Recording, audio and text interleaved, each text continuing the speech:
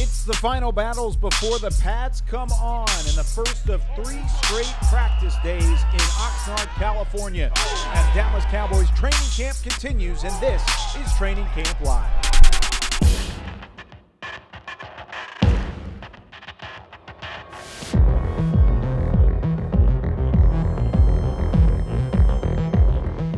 Welcome into Training Camp Live, presented by American Airlines, the official airline of the Dallas Cowboys. Kyle Youmans alongside Mickey Spagnola, training camp veteran here. And we get a special treat because not only do we get training camp veteran, but we get to take a look at the offense and defensive lines. A little bit of battle in the trenches. What are we looking for in this drill? You know, I just think you're trying to figure out from an offensive standpoint how well these guys pass off rushers when they start spinning, and you got to hand off to the next guy and just get coordinated for the offense and defensive line. And then the other drill, when you go with the offensive part with the skill players, it's just basically how you get coverage, and they're kind of in zone a lot. So yeah, it's kind of the same thing. I'm handing this guy off to you. Are you picking him up?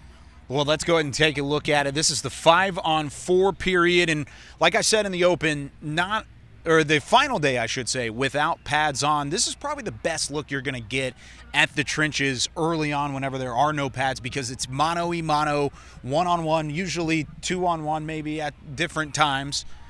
But you're getting that competition, and you're going to get to see that a little bit here, especially with a new look offensive line, new look defensive line going up against a resurgent offensive line, I should say. Right, and right now we've got the kind of seconds out there on the offensive line. And, until the pads come on, this is basically, do you know what you're doing? Do you know what you're supposed to be doing, more so than the physical aspect of the blocking drills. That first rep, you saw Osa Digizua and Brent Urban going after it. Urban actually out on the edge. That's something we haven't seen a whole lot of throughout the first couple days in Oxnard. Here's Azur Kamara and a guy like that you really like in Quentin Bohanna. Yeah, absolutely. And what we just saw there is he had to take on a double team and did a pretty good job of pushing the pocket. But again, with no pads on. And, on the far field, though, there you have more of the first team offensive linemen. It's a little bit easier to see at that point the first team out there. So we got a quick preview, Mickey, of the 5-on-4 and the offensive line versus the defensive line. We'll try and get more of that throughout Training Camp Live in a later date, but we've got some team period, no huddle, no substitutions at the moment. We're going to try and isolate on a couple of guys here. We're going to start on the defensive end. Let's watch Leighton Vander Esch, number 55, right in the middle of the defense, as this is really the last time we get a chance with him, no pads on. Mike McCarthy saying earlier that he has checked all the boxes so far. Yeah, he absolutely has. And, when they're in nickel defense with that first team, it's been Leighton Vander Esch along with Jalen Smith kind of in the middle. And then, they're in nickel now. I noticed that Jordan Lewis was doing a little rehab before practice, so Maurice Kennedy right now is in the slot for him. We'll go to the far side and talk about Kennedy a little bit. 31 to the far side of the field. He's on that side in the slot next to Trayvon Diggs, and he's a guy that opted out in 2020, has turned around and is excited for his opportunity here, but now he's going up against Cedric Wilson, and didn't look like a great rep from Kennedy, but the ball was dumped off elsewhere. What do you think about what he could bring as a veteran presence in that quarterback room? Yeah, we got to see, right? As you mentioned, he opted out last year, so we didn't get to see a lot of him, but at least he brings a little bit more experience to the secondary, and that is if he can make the final roster. So now we're switching things up. That was a good stand from the defense. It seemed like during Sunday's practice, the offense had the leg up, but the defense with an early stop here in the no-huddle 2-minute drill. Now, here's the second team back out there, and Micah Parsons in the middle of it, wearing the number 11, first-round pick, 12th overall out of Penn State. A lot of excitement around what he could bring, not only in the pass rush, but in coverage as well. Yeah, no, absolutely. And, they've been using him in such versatile ways. When they started this drill and they were in 3 linebackers, he was the strong side linebacker, and he was on the line of scrimmage. which I think poses a problem for the defense, for the offense, because they don't know if he's going to cover that tight end coming out of the slot, or is he a pass rusher and the safety's going to pick up the tight end. So that's the beauty of having guys that are so versatile like him.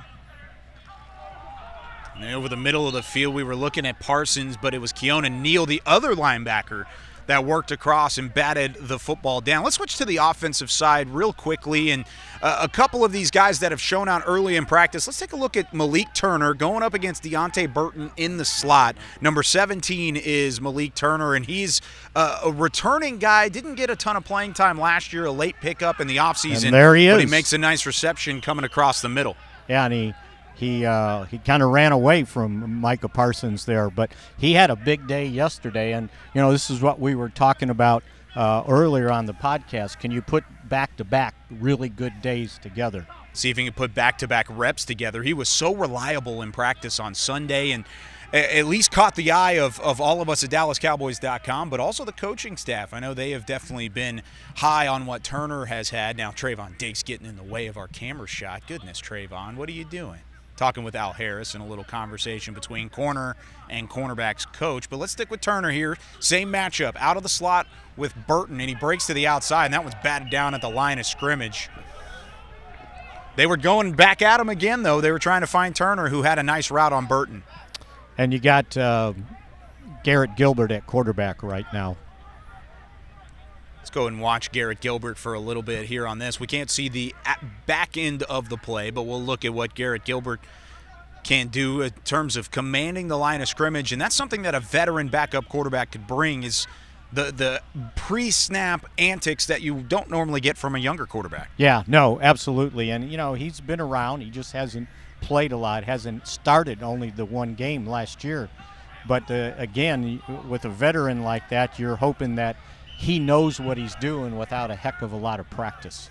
Another defensive stand as Tony Pollard was stopped short of the line to gain. So a whole new series on the way as we continue on here on Training Camp Live. 2-minute drill, no substitutions. What is the point of this in terms of the no substitutions part, Mickey? Is this basically just conditioning at the same time? Well, I think it's that, but I think it's also letting those guys know that sometimes when you're in the offense is in 2-minute drill, we're not going to have time to substitute.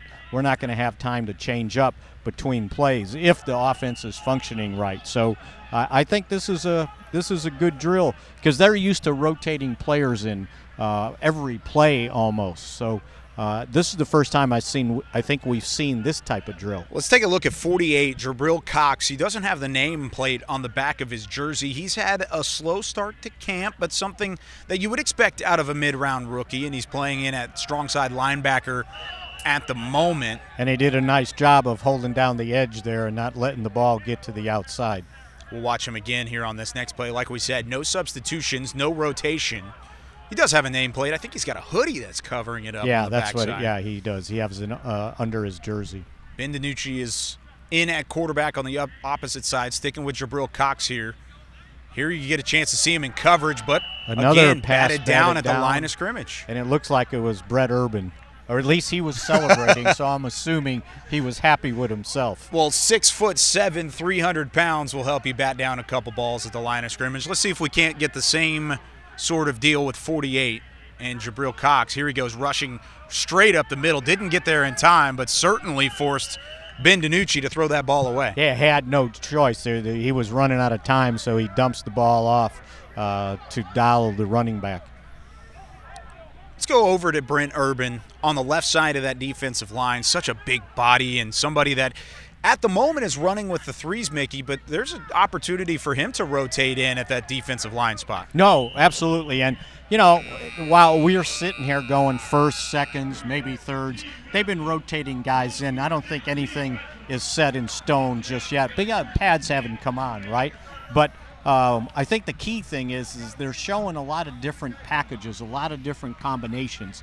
And Dan Quinn keeps talking about I want to play matchup. So getting these guys out there in different situations, I think, is a really good thing. Now it looks like they're going maybe a little red zone here. They're at the 20. So wrapping things up here on Training Camp Live, presented by American Airlines, the official airline of the Dallas Cowboys. And final day without pads. Mike McCarthy said it's about, yeah, exactly. That's a celebration to be had. But he said it's going to start ramping up a little bit here. What can you expect toward the end of this practice and then heading into tomorrow? Yeah, I don't know so much about the end of the practice, but I think heading into tomorrow, I think you'll see the competition. It'll rise up.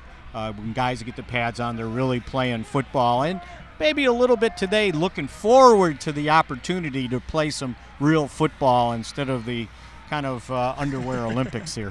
Let's get some physicality back into the game. I like that a lot. He's Mickey Spagnola. I'm Kyle Youmans. Special thanks to Alex Lilly, our camera operator and producer and editor. He does everything. Wanted to shout him out as well. But we'll see you tomorrow with more Training Camp Live presented by American Airlines.